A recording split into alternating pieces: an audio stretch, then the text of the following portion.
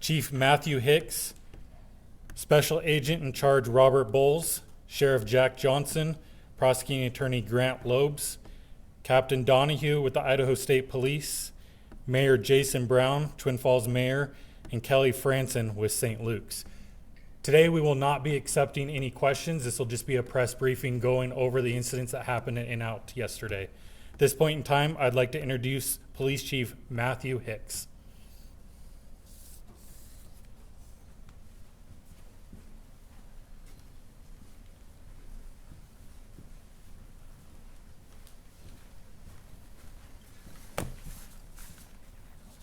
Good afternoon, everybody. We're here today to provide an initial update regarding the incident that occurred yesterday, Saturday, August 1st, 2026, in the area of In-N-Out. We will not be taking any questions at this time, but we remain committed to transparency and will provide updates just as soon as we are able. First, I want to acknowledge the victims, their family, and anybody impacted by this tragic event.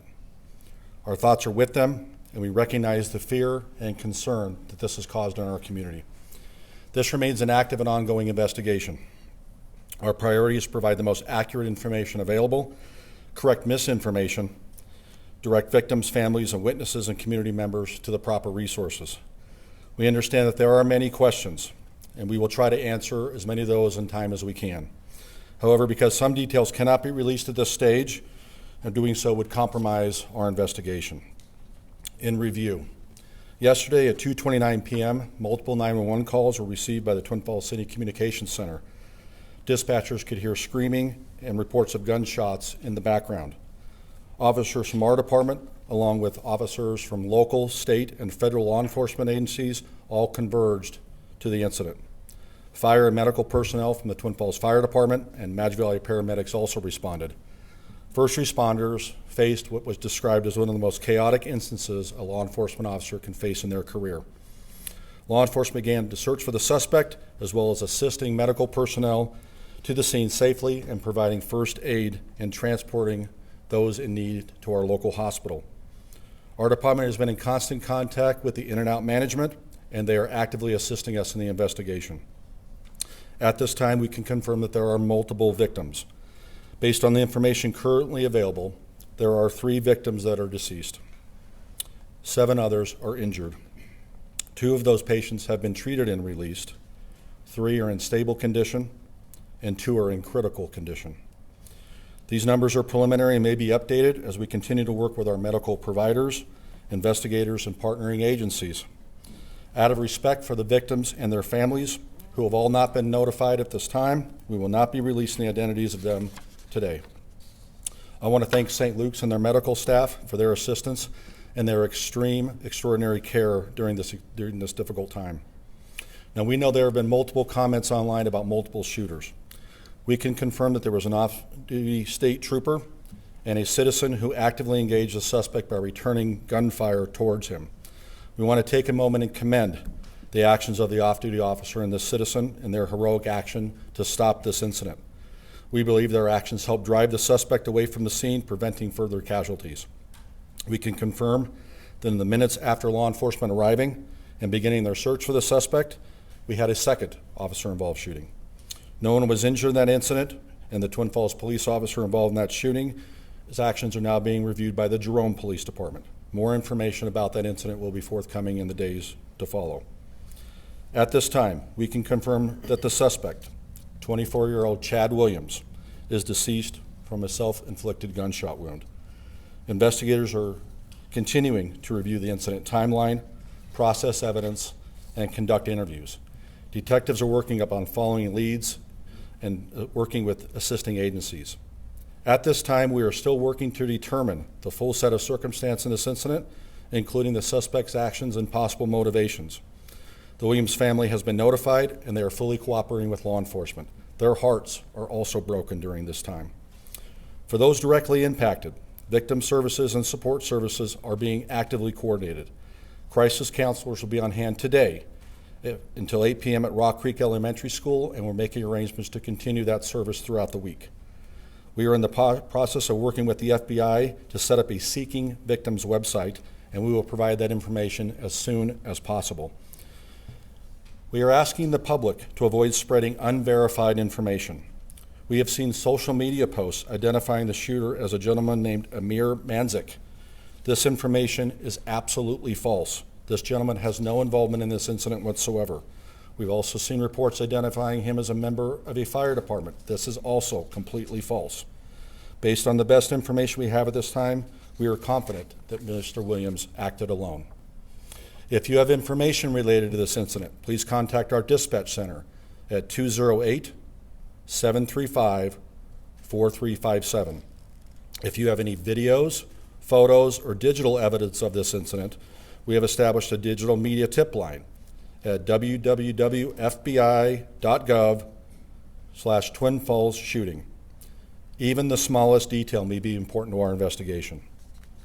We want to recognize the quick response of our first responders, dispatchers, medical personnel, and assisting agencies. Their actions were absolutely critical in securing the scene, providing first aid, and supporting the victims and their families. We do want to highlight that we did have another shooting incident in Twin Falls last night. No injuries were reported in that incident. We can also confirm that this incident is not related in any way to the In-N-Out incident. In light of yesterday's events, we want to assure the community that our law enforcement services remain available. Today and over the coming days, if you request law enforcement assistance, you may be seeing an officer, a deputy, or a trooper from one of our partnering agencies. Today, Mayor Brown has sworn in members from the Meridian Police Department, the Caldwell Police Department, and the Nampa Police Department to assist the Idaho State Police in patrolling the city of Twin Falls. These officers are here to work alongside our officers and help continue to ensure public safety coverage for our citizens and visitors. The type of call that we have described here today is one of the worst incidences a law enforcement official or first responder can respond to. I want to tell the citizens in Twin Falls how proud they should be of the men and women of law enforcement and their first responders and how they responded to this incident and the bravery they displayed yesterday. Together, our community will get through this. To everyone here in Twin Falls, remain Twin Falls strong and support each other. At this time, I'd like to introduce Special Agent in Charge, Robert Bowles with the FBI.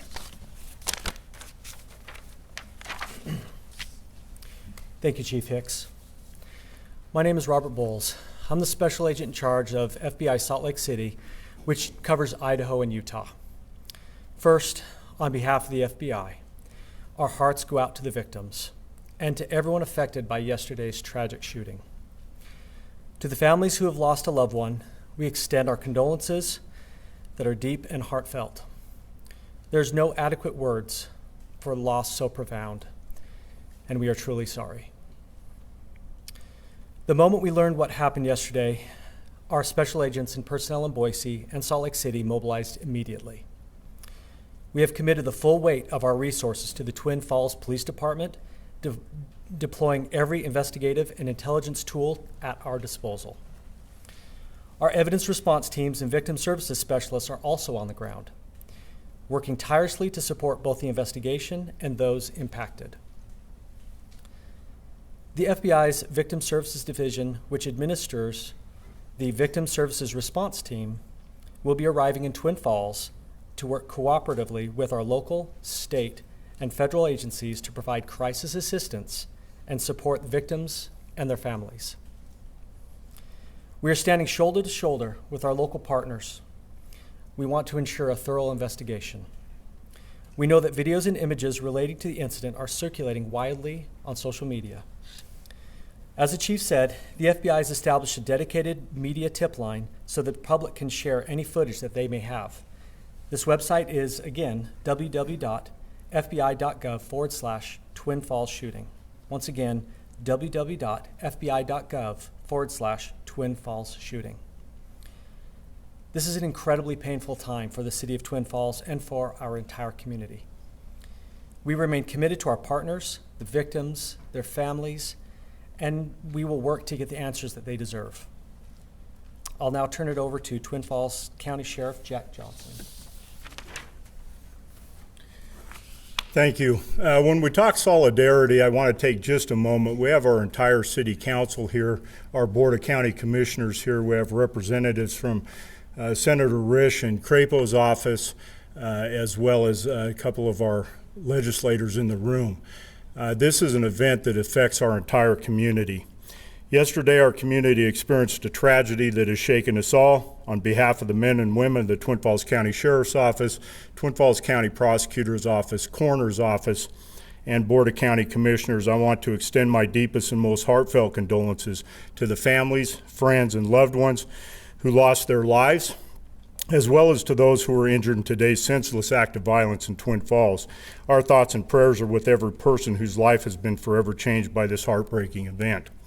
Incidents like this leave an impact that reaches far beyond the scene. They affect families, co-workers, first responders, and an entire community that now grieves together.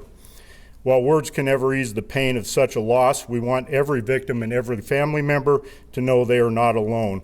The people of the Magic Valley will stand with you. I also want to express my sincere gratitude to the law enforcement officers, firefighters, paramedics, dispatchers, emergency medical personnel, hospital staff, and every first responder who answered the call without hesitation. In the face of unimaginable danger and uncertainty, these men and women ran toward the threat to protect others. Their courage, professionalism, and selfless commitment to serving our community reflect the very best of public service. To our community members, thank you for your patience, cooperation, and overwhelming support throughout these difficult days. Your willingness to follow the directions of first responders, your acts of kindness towards one another, and your continued prayers and encouragement have been deeply appreciated. As the investigation continues, we ask for patience and respect for the victims and their families. Today, our focus remains on supporting those who are grieving, caring for the injured, and standing together as a community. The Twin Falls County Sheriff's Office, Prosecutor's Office, and Coroner's Office remain committed to working alongside our law enforcement partners to ensure the safety of our community. We ask everyone to keep the victims, their families, and those affected in your thoughts and prayers in the days ahead. In closing, I want to extend my deepest thanks to the off-duty trooper and the good citizen that engaged the shooter. These people are true heroes in our community, and their actions diverted the shooter and no doubt saved many lives. Thank you very much. I'll now turn the time back over to Lieutenant Steve Gasser. I want to thank everyone for coming today. As we mentioned, we will not be taking questions.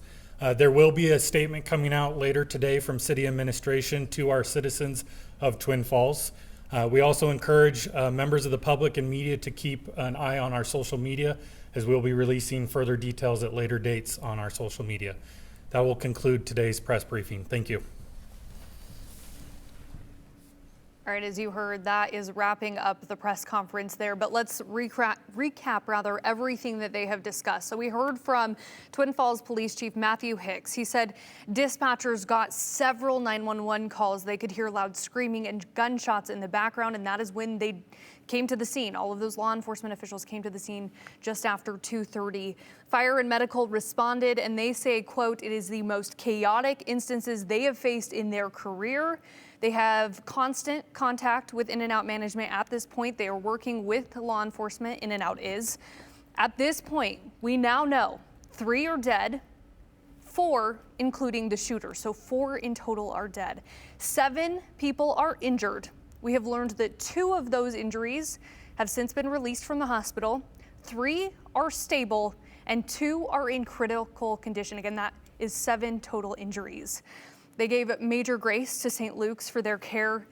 There's also been a lot of questions about multiple shooters, and this is where we learned a lot more information about what exactly happened during those moments. We have learned that an off-duty state trooper and a citizen shot back at the suspect, Chad Williams, a 24-year-old who started the shooting.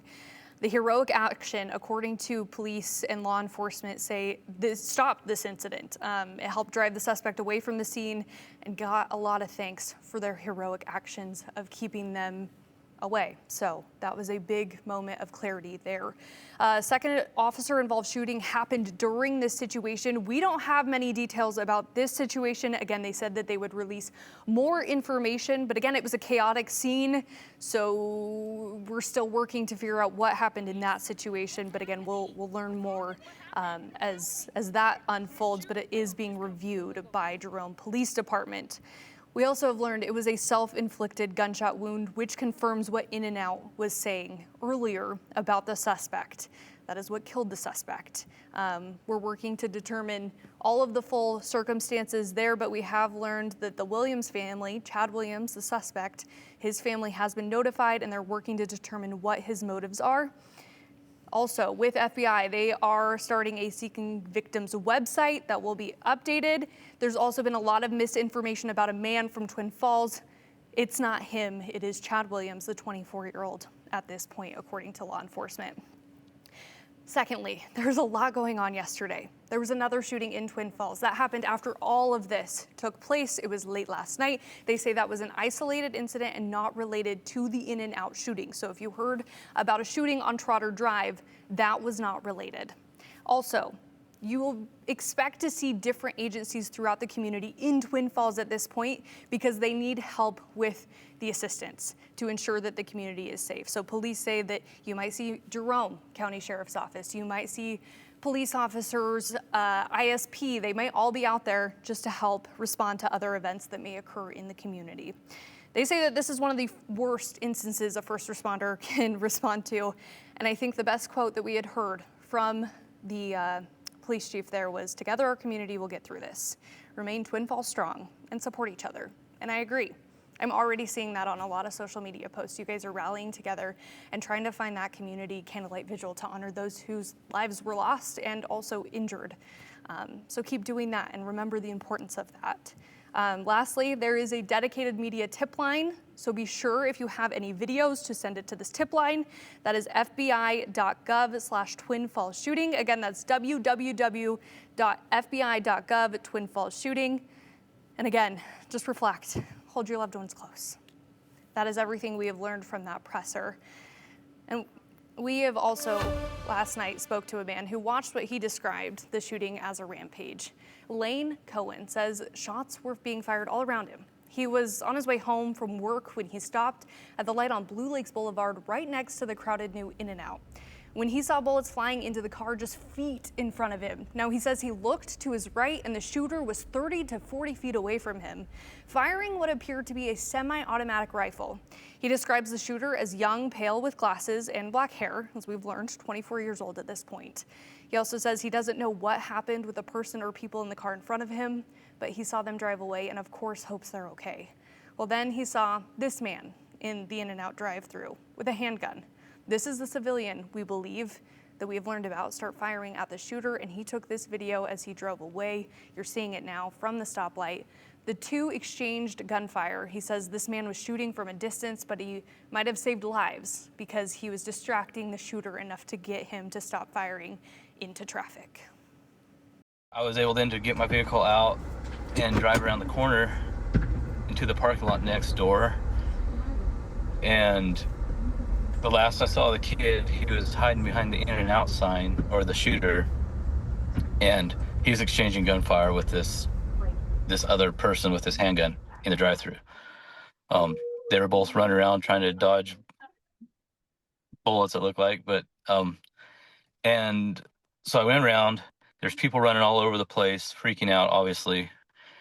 And I park and I run over to the restaurant, and you can see people in the parking lot area. There was this girl that had been shot, obviously. Another In-N-Out worker was trying to drag her through the vehicles. When I got up there, he got her to the sidewalk, and he is totally hysterical, losing his mind. She shot through the middle of her chest and in and out of it. And so we're trying to wake her back up, block the wound. Now, he says law enforcement and paramedics got there really quickly, but doesn't know how that young In-N-Out worker is doing now. He has said the shooter continued to fire rounds aimlessly without control.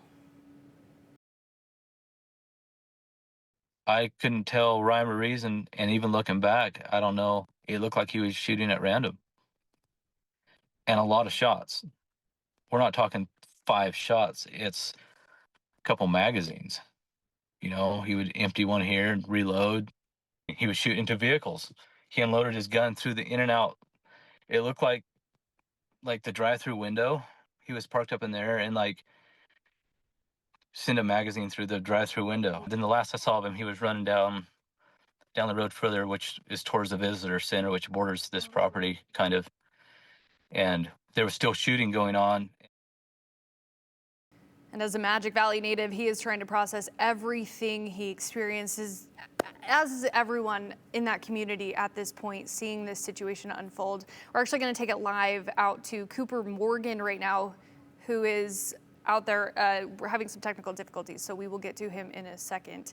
But he is going to give us a recap of the presser and kind of what's going on in that community. Because again, it is a tough situation. We feel for the victims and the in and out workers who are forever traumatized after experiencing this. Again, it's been a tough situation. I think we are getting back out to Cooper now. Is that correct? Oh, okay. We're still having some challenges there. Let's get to where you can get help as a community. There is a free counseling option available for those impacted by the shooting. It is over at Rock Creek Elementary School.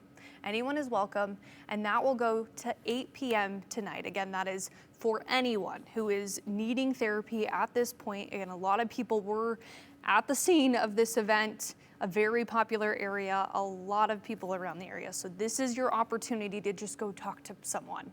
And again, 988 is another really good resource. So again, we are working to hear from Cooper, who is on scene in Twin Falls as we speak. Again, dispatchers got a lot of 911 calls. There was a lot of confusion and a lot of conversations happening online where we had a lot of questions. And today we've gotten some answers. Again, we know right now at this point, 3 are dead, including the shooter. That is 4. So 4 people are dead in total. 7 are injured, 2 of which have been released from the hospital, 3 unstable, and 2 in critical condition. Okay, it sounds like we are getting to Cooper now. Cooper, talk to us about what's going on. How is the feeling as well in the community? Well, Hunter, the feeling is just one of absolute chaos, is what I've heard a lot of people describe it as. Just kind of feels solemn here. You know, like, how could this happen in our community is what we've heard. We talked with someone who knows the actual person that was injured in one of those Teslas. He actually works for a taxi company, a local taxi company, and she actually knows him through her boyfriend, and just knows that he's in critical condition right now. And that's what a lot of people are worried about. How are the people that have actually been affected by this? That's why they talked about in this meeting those services for people affected by this incident. But overall, Hunter, just feeling pretty solemn and just kind of shocked by the chaos that went on here yesterday. Yeah, it's been a tough situation, and you know, again, hearing from those people who are going through this situation, I guess, is there, you know, any other questions that kind of still stand tonight that, you know, you're trying to work through as you're out there? Yeah, we're just trying to find people affected, Hunter. A lot of like what happened on inside the restaurant, we don't quite know. The lady I talked to earlier today, she talked about actually going outside to the parking lot where a lot of that video that we've seen flowing around has actually been shot. But in terms of people inside the building, we're still looking to gather information about what happened in there, and really just how the workers were affected as well in this situation. Now, yeah, again, we do know 7 injured, 3 deceased, and just we know the shooter's identity now. And just, you know, if you are affected by this, Twin Falls Police says contact 208-735-4357. They've also set up a digital media tip line at www.fbi.gov/twinfallsshooting. And Cooper, I think my last question for you is, you know, as we were kind of wrapping up the night yesterday, we had seen a lot of those cars were left over at the In-N-Out parking lot, just people who left them. Are they still there? Have you been able to have a chance to kind of look back at the scene and see what's left? Are they still investigating? What's kind of going on out there? Yeah, we were out there actually earlier today, and still a lot of cars in that parking lot. They have the whole thing kind of taped off, and we saw detectives working around and trying to figure out the situation from what we know, what we can see. But yeah, still a lot of cars there, still a lot of traffic coming through, and people, I met somebody who was actually doing the bungee jumping right there off the bridge, and he talked about, just kind of hearing it yesterday and just seeing everybody run out. And so we've seen people kind of stare longingly at this place, just as curious as we are, what really went down there. And so, yeah, it's still a very active scene, and to stay away from that area. Well, Cooper, thanks for being out there, getting some answers for the community, and also just seeing how the community is feeling. Again, we're going to get to Cooper at 5 o'clock for our show, but for now, Cooper, thank you. We appreciate you.